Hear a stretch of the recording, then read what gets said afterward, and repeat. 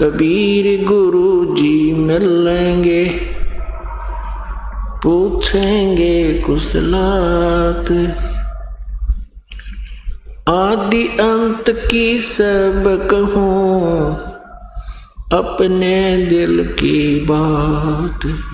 गुरु जी तुम ना भूलियो, चाहे लाख लोग मिल जाएं, हम जैसे तुमको बहुत हैं, तुम जैसे हमको नहीं। तुम्हारे भी सारे क्या बना, मैं किसकी शरण में जाऊं।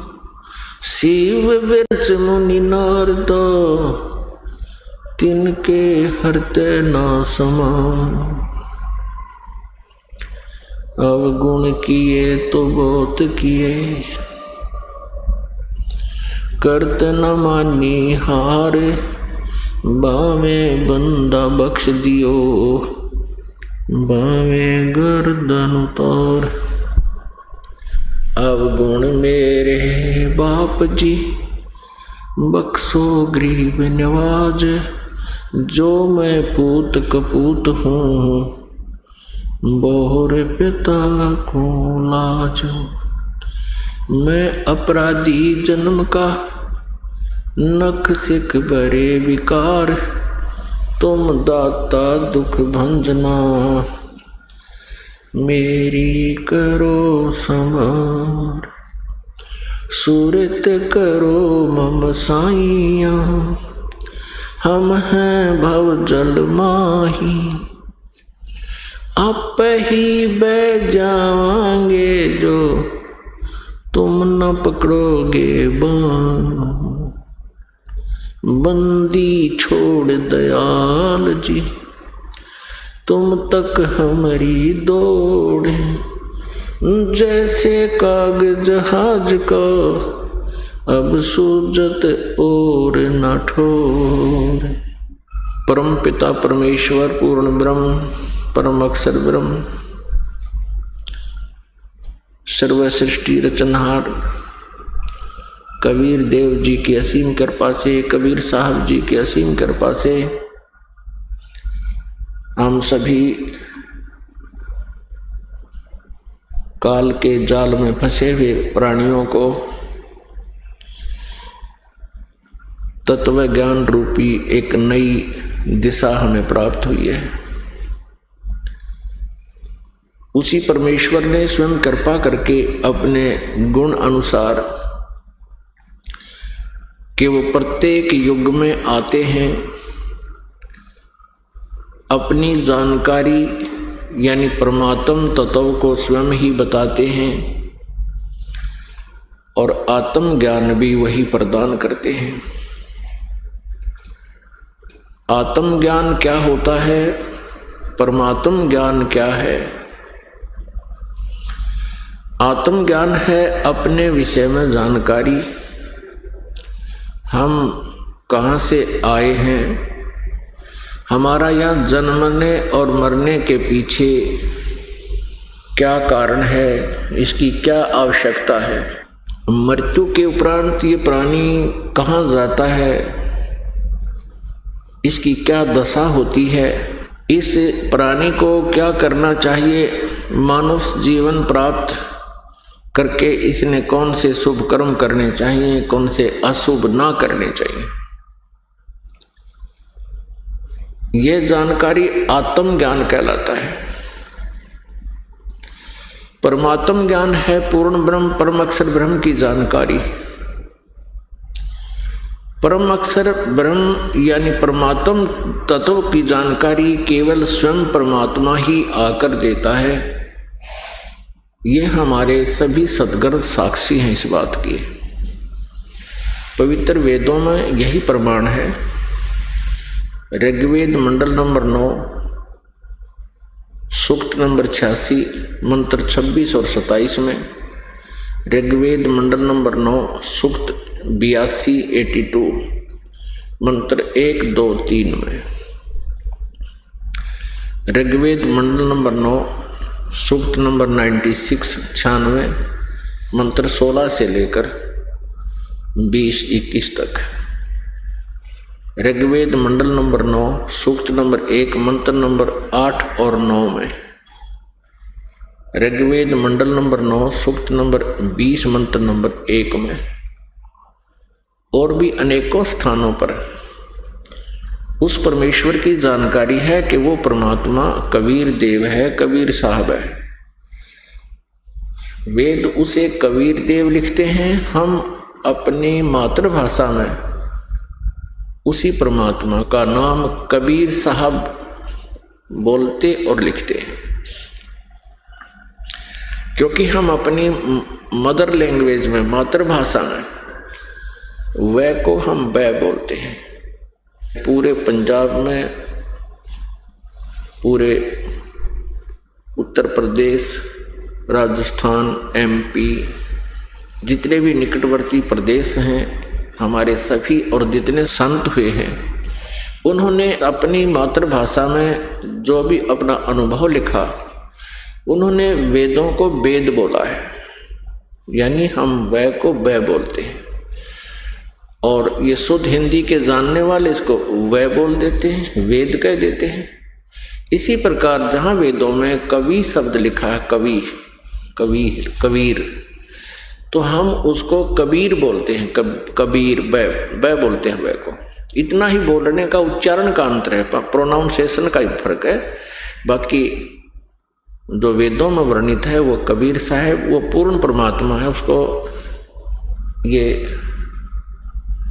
अधिक जो शिक्षित मानते हैं अपने आप को, व्याकरण के ज्ञाता, उसको यदि कबीर देव की वो संधि छेद करके उसका अनुवाद करना चाहेंगे तो वो क्या लिखेंगे? कवि साहब, कवि परमेश्वर। कबीर देव का अनुवाद करने के लिए उन्हें लिखना पड़ेगा कवि परमेश्वर।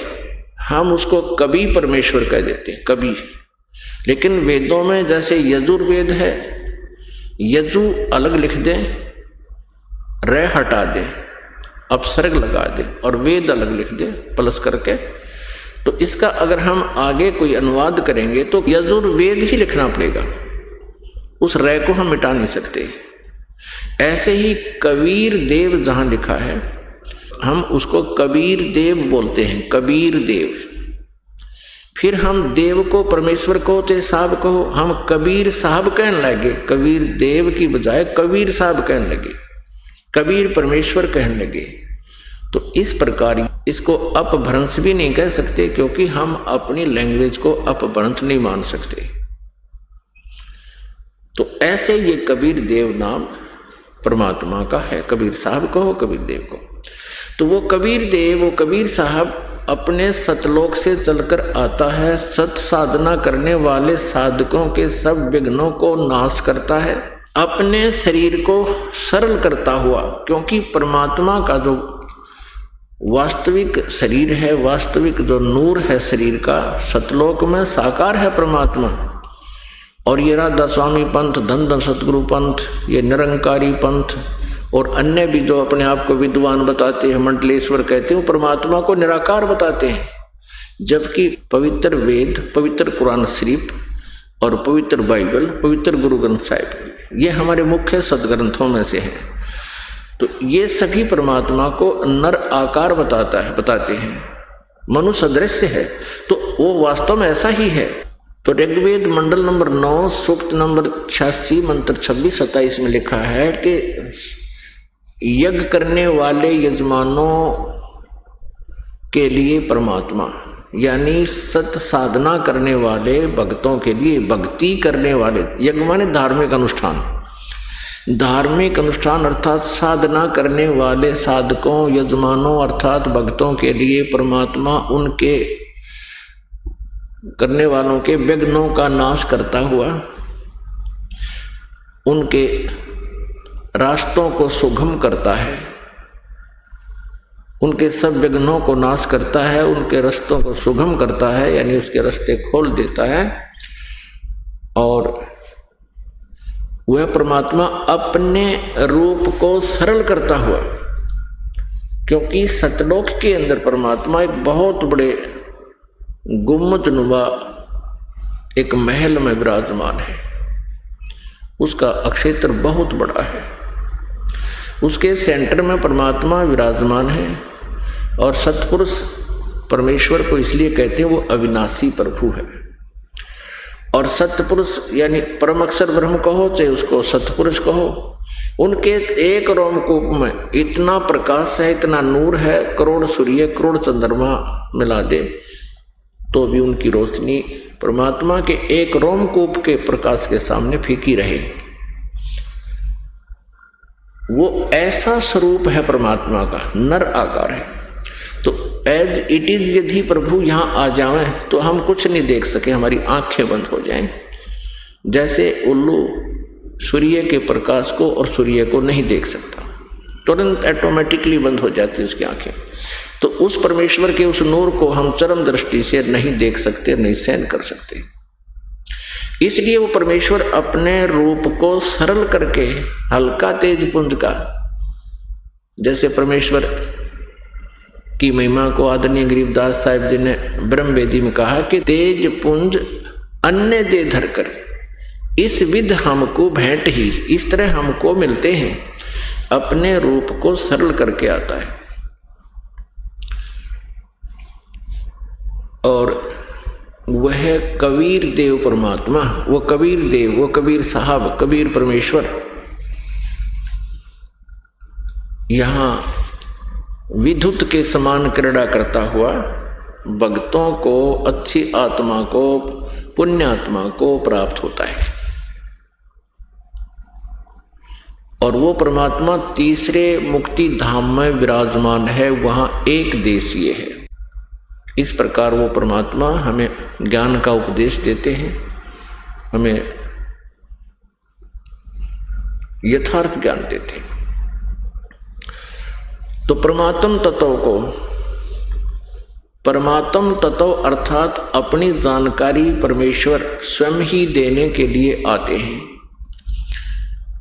श्रीमद् भगवत गीता अध्याय नंबर 4 के श्लोक नंबर 32 में है बताया कि गीता ज्ञानदाता कह रहा है कि मैंने जो गीता अध्याय नंबर 4 के श्लोक 25 से लेकर 31 तक जो भी जानकारी दी है कि कोई तो देवताओं की पूजा करता है, कोई योग अभ्यास ही करता है, कोई स्वाध्याय ही करता है, कोई अहिंसावादी तीक्ष्ण व्रत ही करता है, मुंह पर पट्टी बांध कर नंगे पैरों घूमना ही अपना कर्म समझता है, अच्छा भक्ति मार्ग समझते हैं। और ये सभी साधक अपनी अपनी साधनाओं को पाप नाशक जानते हैं, क्योंकि यदि वो अपनी साधना को वो ठीक ना समझें, अच्छी ना समझें तो साधना बंद कर देंगे, कर ही नहीं सकते। इसलिए वो अज्ञानतावश अपनी अपनी साधनाओं को पाप नाशक जानकर ही कर रहे हैं, उसको ऐसा जानते हैं। श्रीमद् भगवत गीता अध्याय नंबर 4 के श्लोक 32 में कहा कि इस प्रकार के जो धार्मिक अनुष्ठानों की जानकारी और इससे भी विस्तृत वो सच्चिदानंद घन ब्रह्म की वाणी में ब्रह्मणे मुखे माने सच्चिदानंद घन ब्रह्म की वाणी, यानी जो परमेश्वर स्वयं आकर के सतलोक से चलकर यहाँ अपनी अच्छी आत्मा को मिलता है, उस नियमानुसार प्रत्येक युग में परमात्मा आते हैं और वो तत्व ज्ञान, वो यथार्थ ज्ञान, अपनी जानकारी और हम कहाँ थे, कैसे यहाँ आगे, हमारे जन्म मृत्यु क्यों हो रही है, इसके पीछे किसका स्वार्थ है हमें मारने और जन्म देने में, ये परमात्म ज्ञान है। इसमें आत्म ज्ञान भी, परमात्म ज्ञान के अंदर आत्म ज्ञान भी और सभी परमात्म ज्ञान भी, दोनों का समावेश हो जाता है। तो उस परमेश्वर ने आके हमें जानकारी दी है कि तुम यहाँ के निवासी नहीं हो, ये पृथ्वी लोक सबसे घटिया स्थान है। यहाँ पर कभी फ्लड आ जाती है, कभी गर्मी सताती है, कभी इतना अकाल गिर जाता है, त्राही त्राही मच जाती है, टक्कर मार मार कर मर जाते हैं, कहीं साइक्लोन आ जाते हैं, कभी भूकंप आ जाते हैं, कोई दुर्घटना मर जाते हैं, कई महामारियों के अंदर नष्ट हो जाते हो। किसी का पुत्र मर रहा है, किसी की पुत्री मर गई है, किसी की बेटी विधवा हो गई है, किसी का कुछ हो गया, किसी के हाथ कट गया, किसी की आंखें फूट गई, कोई पशु पक्षी बनकर कितना घोर कष्ट उठा रहे हो। ये लोग ठीक नहीं है, ये स्थान ठीक नहीं है, तुम इसको विवशता अनुसार विवश होकर के, आपके पास कोई विकल्प नहीं था, इसलिए आप जी ने इस प्रोसेस को, मरने और जीने को, दुर्घटनाओं को और किसी प्रकार की प्राकृतिक आपदाओं को आपने स्वीकार कर लिया कि ऐसा यहाँ होता ही है, होता ही रहेगा। मर गए वो मर गए, हम ठीक हैं। परमात्मा ये बताते हैं कि वो मर गए जो किसी भी कारण से मृत्यु को प्राप्त हुए हैं, क्या वो भी तो आप ही की तरह रह रहे थे और वो मृत्यु को प्राप्त हो गए। आप अपने आप को कुशल मान रहे हो, आपने उनसे अलग कौन सा भिन्न, अलग से कौन सा और प्रोटेक्शन का जो तरीका अपना लिया, आपने कौन सा साधन अपना लिया जिससे आप उस आपदाओं में नहीं आओगे जो पहले वाले आ चुके। यहां हमारे पास कोई उत्तर नहीं है, क्योंकि हम विवश हैं। परमात्मा हमें याद दिलाने आए थे, आते रहते हैं कि तुम सतलोक के रहने वाले हो। सतलोक में बुढ़ापा और मृत्यु नहीं होता, सदा युवा रहते हो, निरोग शरीर रहता है, स्वस्थ रहते हो, कोई बीमारी नहीं। उसको अनामय देश भी कहते। अनामय का अर्थ होता है रोग रहित। आमे माने बीमारी, अनामय माने बीमारी ना हो जिसमें, यानी स्वस्थ, अनामय। तो पुण्यात्मा, हम उस लोक में रहा करते, हम कभी वृद्ध नहीं होते थे, हम कभी मृत्यु को प्राप्त नहीं होते थे। और यहाँ हमारे ऊपर ये दोनों ही कहर टूटते हैं, हम वृद्ध भी होते हैं और मृत्यु भी होती है, जो हमें पसंद बिल्कुल नहीं। तो इसका विकल्प बताया परमात्मा ने कि तुम ये साधना करो, ये क्रियाएं प्रारंभ करो जो मैं तुम्हें बताने आया हूं। इसके करने से फिर आप सदा के लिए जरा और मरण से छूट जाओगे। जरा मीन बुढ़ापा, वृद्धावस्था, और मरण मीन मृत्यु। तुम जरा और मरण से छूटना चाहते हो तो जैसे मैं तत्व ज्ञान में बता रहा हूं ऐसे साधना कीजिए। गीता ज्ञान दाता ब्रह्म भी इसी बात का समर्थन कर रहा है। श्रीमद् भगवत गीता अध्याय नंबर 7 के श्लोक नंबर 29 में, 29 में गीता ज्ञान दाता अर्जुन के माध्यम से हम सभी को संदेश दे रहा है कि जो व्यक्ति जरा और मरण से छुटकारे के लिए प्रयत्न करते हैं, साधना करते हैं, वे उस ब्रह्म से यानी तत्व ब्रह्म से और पूरे अध्यात्म ज्ञान से और सभी प्रकार के कर्मों से परिचित हैं। मैं तो तुम्हें बता रहा हूं, गीता जी अध्याय नंबर 4 के श्लोक नंबर 34 में कहा कि अर्जुन उस ज्ञान को जिसको परमात्मा स्वयं अपने मुख कमल से उच्चारण करके सुनाता है, इसलिए गीता जी अध्याय नंबर 4 के श्लोक नंबर 32 में उसको ब्रह्मणे मुखे कहा है। और इन अनुवादकर्ताओं ने अज्ञानतावश इसका अर्थ गलत कर दिया, ब्रह्मणे मुखे का अर्थ कर दिया वेद की वाणी। नहीं, ब्रह्म माने परमात्मा, और परमात्मा का अर्थ वेद करना अज्ञानता का सूचक है। जैसे राजा और एक राजा का विधान होता है, संविधान। जहां राजा का प्रसंग हो और वो प्रसंग को ना समझकर अनुवाद करता, राजा का अर्थ संविधान कर देता है कि संविधान की वाणी में अर्थ लिखना था, वहां राजा की वाणी में राजा का आदेश ना लिख करके संविधान की वाणी लिखता है, तो वो गलत कह रहा है। क्योंकि राजा का अर्थ संविधान नहीं होता, ब्रह्म का अर्थ प्रभु होता है, इसका अन्य अर्थ नहीं होता। जहां पर इन्होंने अन्य अर्थ किए हैं वो गलत किए हैं, तत्व ज्ञान के अभाव से किए हैं। और जितने भी शब्द कोशों में भी कहीं इन्होंने ऐसी त्रुटि की है तो इन अज्ञानियों के द्वारा किए गए शब्दार्थों से ही उन्होंने रेफरेंस दे रखे। शब्द कोशों में भी लिखा है कि ऐसा अनुवाद उस गीता अध्याय इतने में किया हुआ, इसलिए मैं भी शब्द कोश में उसी के आधार से इसका अर्थ ऐसा कर रहा हूं। तो वो गलत कर दिया, शब्द कोश भी गलत बना दिए, शब्दार्थ गलत हो गए। तो यहां सच्चिदानंद घन ब्रह्म की वाणी में जो ज्ञान विस्तार से कहा गया सभी धार्मिक अनुष्ठानों यज्ञों के बारे में, वो तत्व ज्ञान है। श्रीमद् भगवद गीता अध्याय नंबर 4 के श्लोक नंबर 34 में कहा कि उस तत्व ज्ञान को तू तत्वदर्शी संतों के पास जाकर समझ, उनको दंडवत प्रणाम करने से, कपट छोड़कर नम्रता पूर्वक प्रसन्न करने से वह तत्वदर्शी संत आपको तुझे परमात्म तत्व की जानकारी देंगे।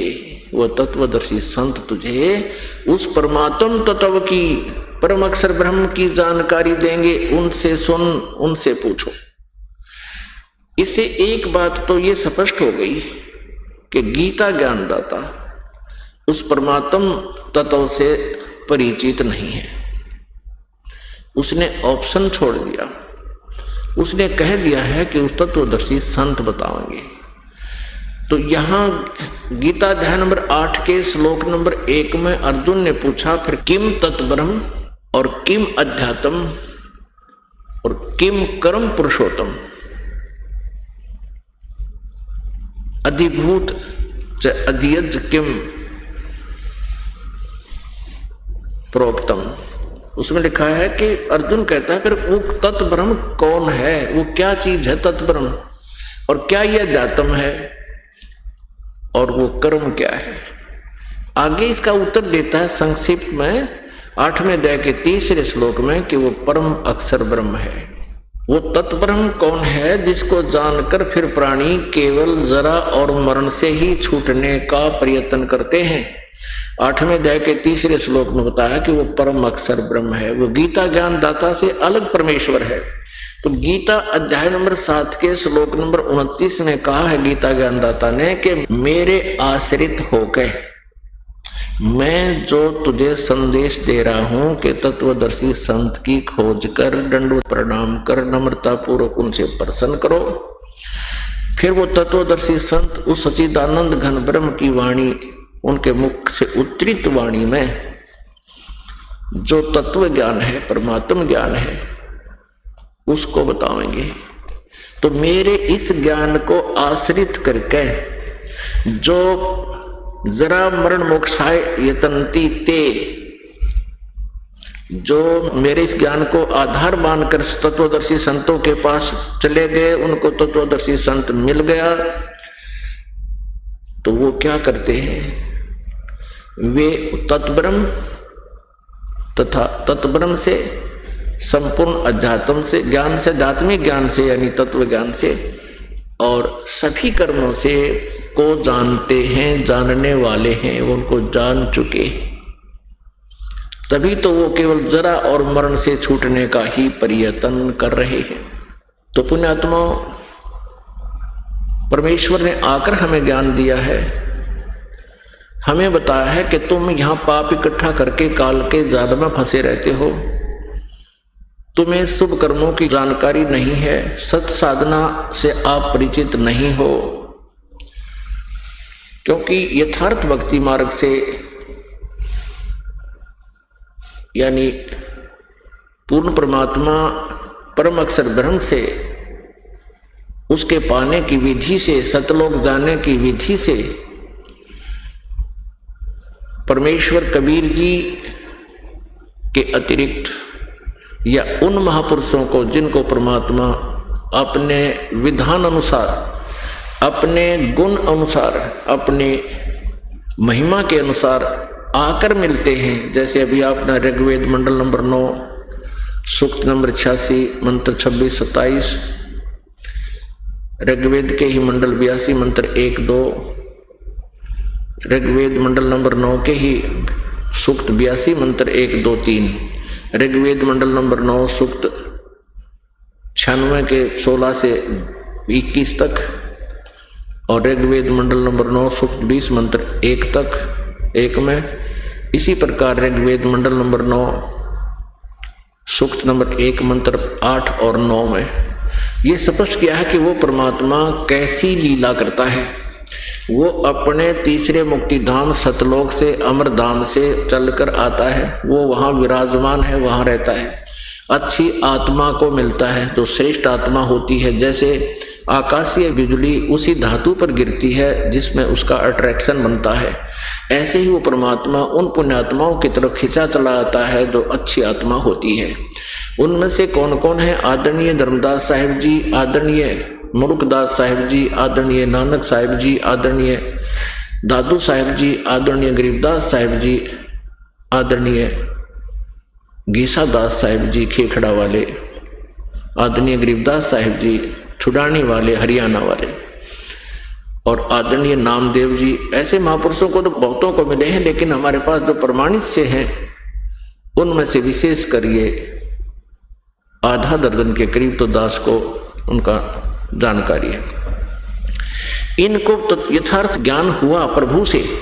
परमेश्वर ने आकर अपने विधान अनुसार, संविधान अनुसार, अपने नियम अनुसार उनसे मिले। जैसे वेद बताते हैं ऐसी लीला मालिक करता, ऐसी ही की उन्होंने।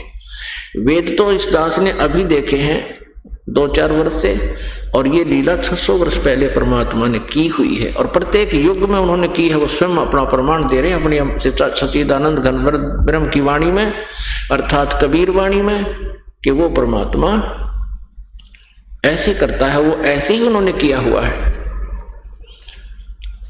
तो उन महापुरुषों को छोड़कर जिनको परमात्मा विधान अनुसार मिले हैं और जिन्होंने परमेश्वर के ज्ञान को स्वीकारा है, उसके अतिरिक्त कोई भी इस तत्व ज्ञान से, परमात्म ज्ञान से परिचित नहीं है। यहां तक कि श्री ब्रह्मा जी, श्री विष्णु जी, श्री शिव जी, दुर्गा जी, श्री देवी जी और अन्य ऋषि और ब्राह्मण कोई भी परिचित नहीं है इस तत्व ज्ञान से। ये सभी डलेड हो रहे हैं। परमेश्वर अपनी वाणी में कहते हैं, चारों युग में संत पुकारे, कूक कहा हम हेल रे, हीरे माणिक मोती बरसे, ये जग चुगता ढेल रे। सच्चिदानंद घन ब्रह्म की वाणी में, अर्थात कबीर वाणी में, जिसको सूक्ष्म वेद भी कहते हैं, उसमें ये यथार्थ ज्ञान सच साधना लिखी है, और उसमें पूर्ण परमात्मा के पाने की, जरा मरण से छूटने की सब साधना, सब विधि विस्तार से कही गई है। और उस साधना को ना करके, वो साधना तो है हीरे मोती माणिक लाल बहुमूल्य समझो, और ये जग चुगता ढेल रे। ढेल माने कंकर, डले ढेले, डले इकट्ठे कर रहा है, ये कंकर पत्थर इकट्ठी कर रहा है। आन उपासना जो सच्चिदानंद घन ब्रह्म की वाणी में जो साधना वर्णित है उस तत्व ज्ञान में, उसके अतिरिक्त जो भी साधना, जो भी नाम जाप आप जी कर रहे हो, वो कंकर पत्थर कौड़ी इकट्ठी कर रहे हो, हीरे मोती लाल जान के, ये आपको भूल लगी हुई है। इस भूल को मिटाने के लिए परमात्मा स्वयं आते हैं, कहते हैं, चारों युग में संत पुकारे, कूक कहा हम हेल रे, हीरे माणिक मोती बरसे, ये जग चुगता ढेल रे। अपनात्मा बच्चा जब तक किसी कक्षा में पढ़ रहा है तब तक वो अपने सिलेबस को रिपीट करता रहता है। उस सिलेबस से उसका पीछा तभी छूटता है जब वो सक्सेस हो जाता है, सफल हो जाता है, उत्तीर्ण हो जाता है। आप जी अभी शिक्षा में हो, आप अभी पढ़ रहे हो, आपका एग्जाम, आपकी परीक्षा होगी कब? जब आपकी मृत्यु होगी। जब तक आपका शरीर नहीं छूटता तब तक आप विद्यार्थी हैं, और विद्यार्थी का कर्तव्य बनता है कि उस सिलेबस को बार बार आवर्ती करता रहे, रिपीटेशन करता रहे, उसको सुनता और पढ़ता रहे। तो फिर परीक्षा में वो बालक, वो विद्यार्थी आसानी से सफल हो जाता है। जब आप यहाँ से संसार छोड़कर चलोगे तब आपकी परीक्षा प्रारंभ होगी, और उस समय आपने जैसा भी अपने जीवन में ज्ञान सुना है, भक्ति की है, जैसी भी आपकी वृत्ति मन की स्वभाव रहा है, वो सूक्ष्म शरीर में ऐसा ही क्रियाएं आप करोगे। जैसे आप सौपन में, जैसे जिसकी दिनचर्या जैसी होती है तो सौपन में भी वो ऐसे ही बोलता है, ऐसे ही बिरड़ाता है। एक समय हमारा दादाजी के भाई का पुत्र, यानी हमारा चाचा लगता था, वो खेतों में बाजरे का रखवाला रहता था। पहले चिड़ियाएं बहुत सताया करती थी, और उसके ऊपर एक मंच बनाकर लकड़ का, उसको डामचा कहा करते, जौंडा, उस पे खड़ा होकर के चिड़ियाओं को हलकारा करता था, उनको डराया करता था, आवाज लगाता था, हुर्र, और ऐसे उसमें गिलोल से गोफिया होता है वो मारा करता था, फटका करता था से, जिससे वो भाग जाती थी। सारा दिन ऐसे करता था, और वो सादा सा आदमी था। ऐसे ही एक दिन हम ऊपर पढ़ रहे थे, यही सितंबर का महीना था, रात्रि का समय था। वो आके ऊपर छत पर सो गया, हम चौबारे के आगे बाहर दीपक जलाकर पढ़ रहे थे। 12-1 बजे तक हम जागते रहे, पढ़ते रहे, तो एकदम उसने ऐसा जोर से करा, हुर्र, हम एकदम डर गए, कूद के पड़े, क्या हो गया चाचा को। हमने उसको उठाया, हमने कहा क्या हो गया काका, तेरा क्या हो गया। वो ऐसे ऐसे कहने लगा, भाई मैंने ऐसे सोचा, मैं खेतों में खड़ा हूं और चिड़िया बाजरे को खा रही है, मैंने जोर से आवाज लगाई उनको डराने धमकाने के लिए, इसलिए मैंने सपना आ रहा था। तो पुण्यात्माओं, जैसी रिहर्सल दिन में होती है वैसी ही रात्रि में स्वप्न में भी वैसा ही उसकी वृत्ति बनी रहती है, ऐसे ही वो बिरड़ाता है। तो ऐसे ही जैसे कोई रेढ़ी लगा रखी है, केले बेच रहा है, ले 2 के 5, 2 के 5, 20 के 10, 20 के 10, तो वो सपने में भी नहीं बोलेगा ले 20 के 10, 20 के 10, क्योंकि उसका अभ्यास बन गया। तो ऐसे आप जी ने अब अभ्यास बनाओगे, जैसा यहां गप्पे मारोगे तो सपने में भी वो गप्पे याद आएंगे। जब आपका यह शरीर छूट जाएगा, सूक्ष्म शरीर में आप रहोगे, तो वहां आपकी परीक्षाएं प्रारंभ होंगी। आपने जैसे जीवन काल में जैसा भी संग्रह संचन किया है, कोई बकवाद घड़ी है या मालिक को याद किया है, जैसी भी आपकी विनम्रता या अभिमान, जैसा भी आपने संग्रह करके गए हो, तो वहां आप वैसा ही, वही परीक्षा में आप लिखोगे, यानी वही आपका वैसा ही व्यवहार विचार होगा। तो परमात्मा कहते हैं, मौला बैठा मोर्चे और देखे जन की भेड़, 12 कोट यम किंकर जहां एक नाम की खेड़। अब जैसे आप जी को सौपन आ जाता है या आपकी मृत्यु हो जाती है, तो आपको ऐसा लगेगा जैसे सौपन हो गया। तो परमात्मा कहते हैं कि जो मेरा भक्त है, उपासक है, नाम ठीक जप रहा है, साधना ठीक कर रहा है, उसकी परीक्षा लेता है भगवान। कैसे लेता कि मालिक मौला बैठा मोर्चे अपने निज स्थान से देख रहा है, और देखे जन की भेड़, मानी उनका उसका गेम देख रहा है, मैच देखता है, उसकी भिड़ंत देखता है, उसका जो है लड़ाई देखता है कि वो कैसे लड़ता है काल के दूतों के साथ। जैसे काल के दूत आते हैं साधक के पास, सौपन सा बन जाता है, एकदम उसको वो अचेत हो जाता है जब वो लेने आते हैं, और वो गलती से आ भी गए आपके पास, तो प्रभु ये देखते हैं कि वे कौन सा हथियार प्रयोग करेगा इनको भगाने का।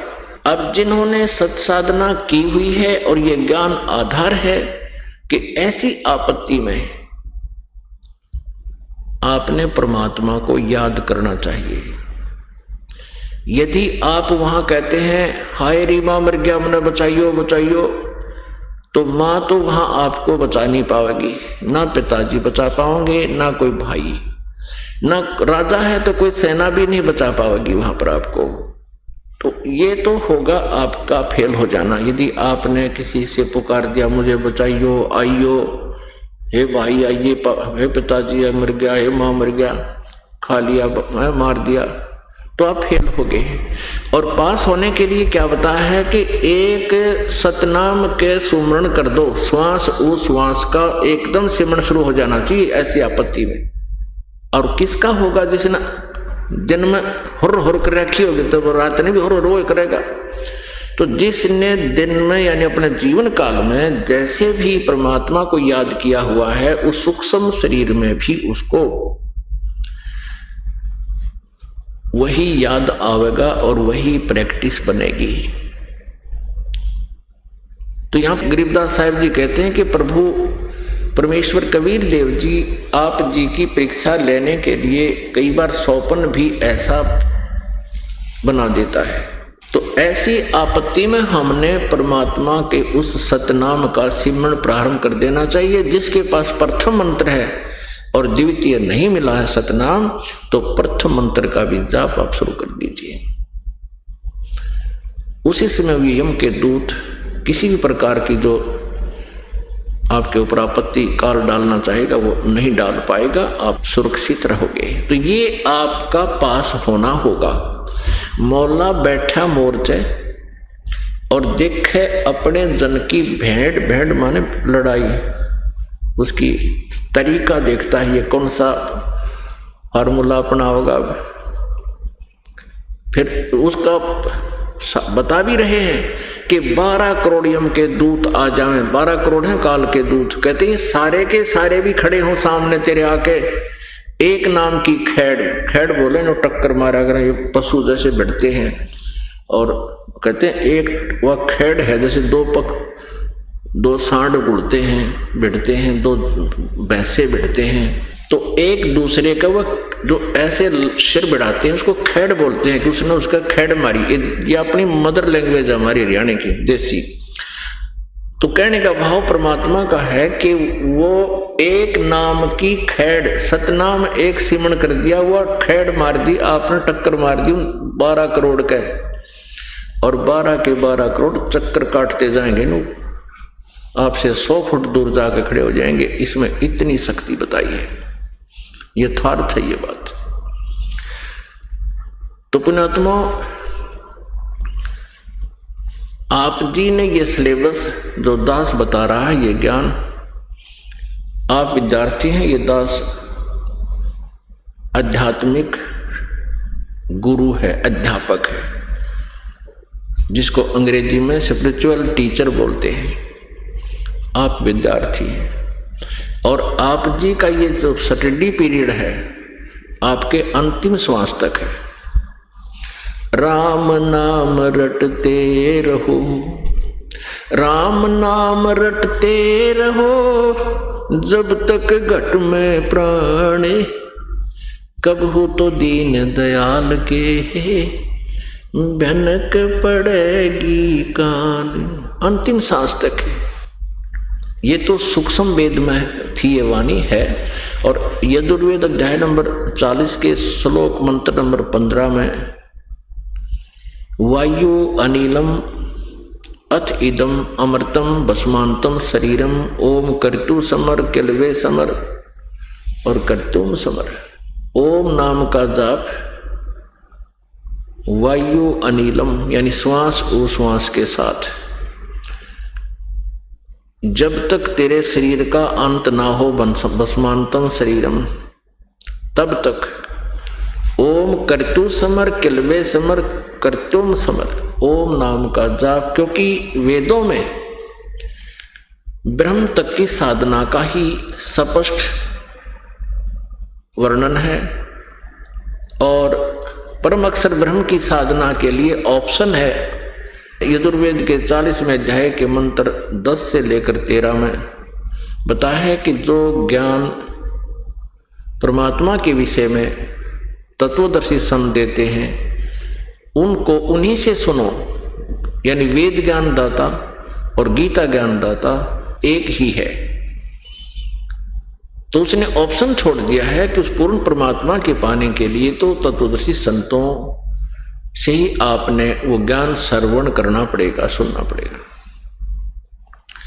तो कहने का भाव यह है कि सूक्ष्म वेद में भी यही बताया है कि नाम उठत नाम बैठत नाम सोवत जागबे, नाम खाते नाम पीते नाम से ती लागबे, यानी चलते फिरते उठते बैठते खाना खाने की तैयारी करते हो तो उस समय 2-4 नाम साथ में ले ही ले, चलते हो फिरते हो रास्ते में जब भी दाव लग जा बहुत याद करे परमात्मा के इस संदेश को। ठीक है, संसारिक टेंशन तो हमारे आजीवन बनी ही रहेगी, यदि काल न बना रखा है हमें यहाँ फंसाए रखने के लिए कि कहीं ये परमात्मा ना बचले।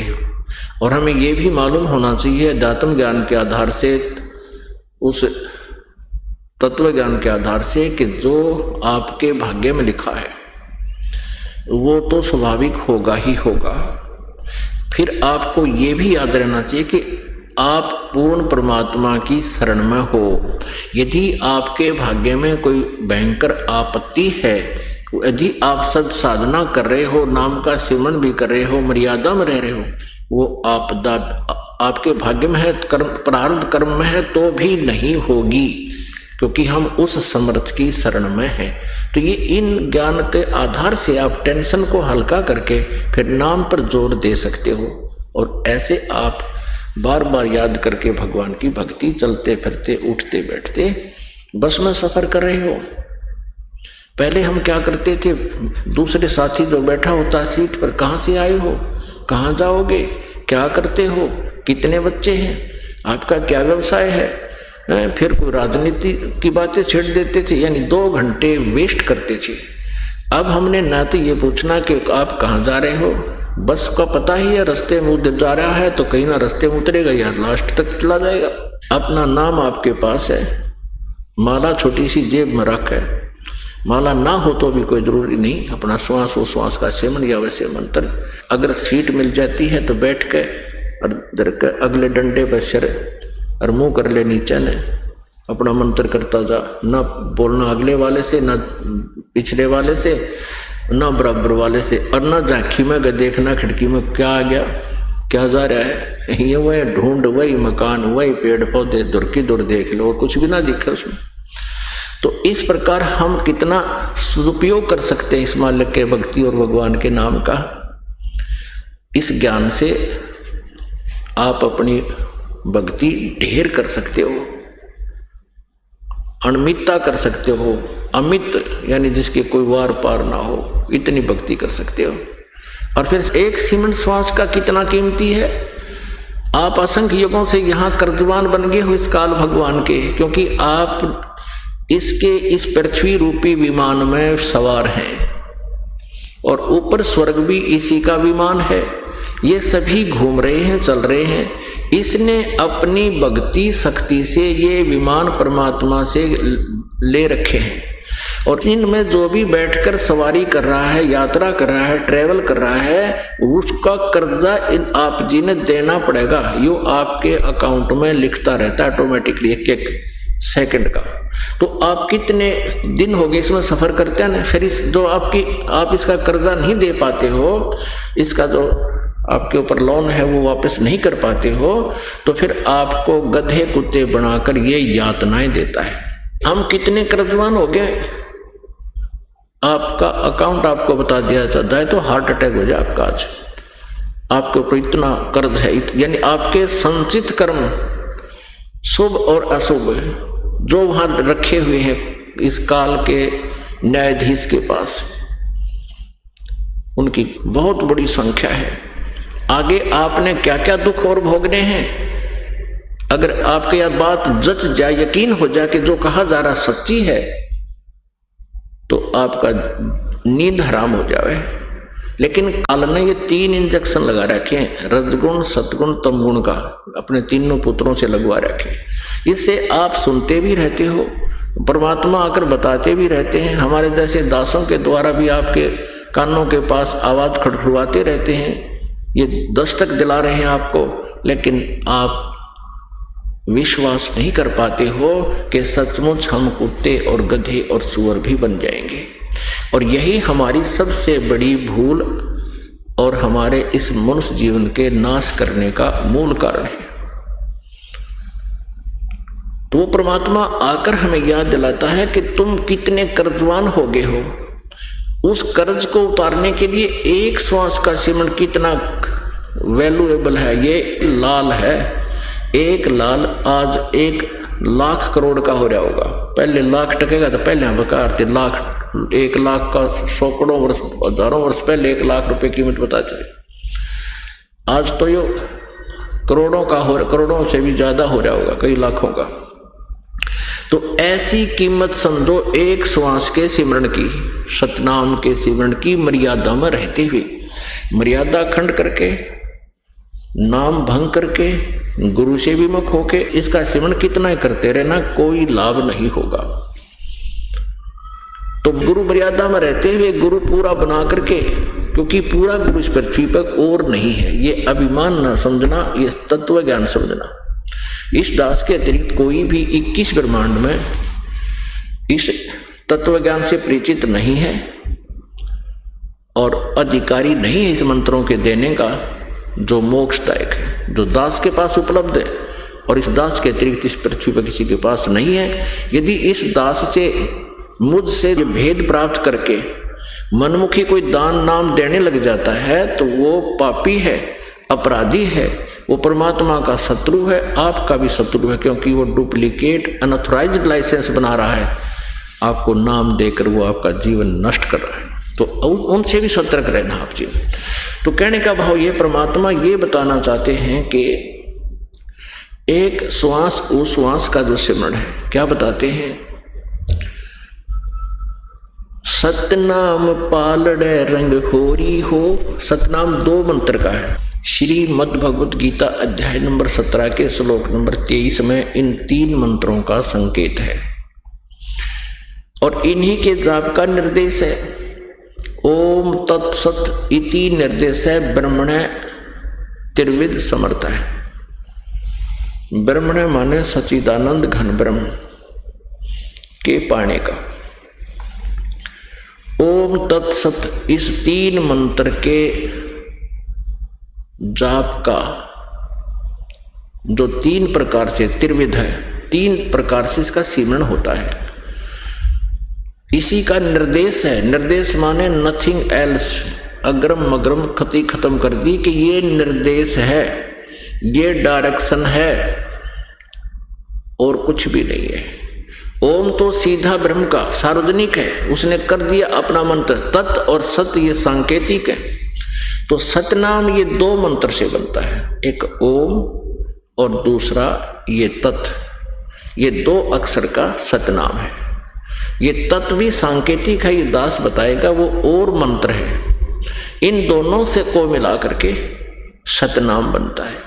तो क्या बताते हैं कि सतनाम पालड़ रंग होरी हो, यानी एक तराजू के, ये ताखड़ी होती है, अंग्रेजी में उसको बैलेंस बोलते हैं, उसके एक पलड़े में तो एक श्वास का सिमरन की वैल्यू रख दी जाए, सतनाम के एक सिमरन की वैल्यू, कीमत। और दूसरी तरफ कहते हैं ये 14 लोक चढ़ावे। 14 लोकों में कौन कौन से है? विष्णु जी का लोक, शिव जी का लोक, ब्रह्मा जी का लोक, ब्रह्मलोक और दुर्गा का लोक और ये अतल उतल, ये सारे सब ये 14 लोक चढ़ा दे, रख दे दूसरे पलड़े में। और 3 लोक, पृथ्वी लोक, स्वर्गलोक और पाताल लोक, ये तो पासंग रखे पासिंग क्या होती थी पहले पुराने हमारी मदर लैंग्वेज हरियाणा की मातृभाषा में, पासिंग किसे बोलते थे? जैसे किसी की तखड़ी में जैसे सौदा लेने आता था व्यापारी। इस दास का जन्म किसान परिवार में हुआ, तो ये बनिए लोग आते थे, कोई गेहूं तोलता था, कोई बाजरा ले जाता था, तोलते थे तखड़ी में, और वो सबसे पहले उस बैलेंस को, तखड़ी को ऐसे चेक करता था इसमें कोई एरर तो नहीं है। यदि उसमें कोई एरर होती, मान ले एक पलड़ा ऊंचा नीचा हो जाता और वो डंडी ऐसे डंडी होती थी, उसको पकड़ के ऐसे करते थे, तो वो उसको ठीक करता था, बैलेंस बनाता था। उसके लिए क्या करता था, उसी कनक मत है, जैसे गेहूं तोल रहा है तो गेहूं से ही एक मुट्ठी गेहूं उठाए और उस साइड में रख देता था, जिधर का पलड़ा ऊंचे ऊपर को हो जाता था, ऐसे होता, फिर वो बैलेंस हो जाता था। 10 ग्राम 20 ग्राम जितना भी 50 ग्राम कणक डाल देने से, फिर जिसमें कणक डाली है उसी में बट्टे रख दिए जाते थे और दूसरी तखड़ी के तराजू से कणक भर भर के और फिर तोली जाती थी। यानी असली सौदा तो अन्य है और पासिंग तो थोड़ा सा वो गेहूं था, एक मुट्ठी भर 100 ग्राम 50 ग्राम, उसको पासिंग के लिए यूज किया गया। पासिंग माने उस बैलेंस की, तखड़ी की कमी को ठीक करने के लिए, एरर को ठीक करने के लिए, वो नॉन एज पासिंग है, उसको पासिंग कहा करते हैं।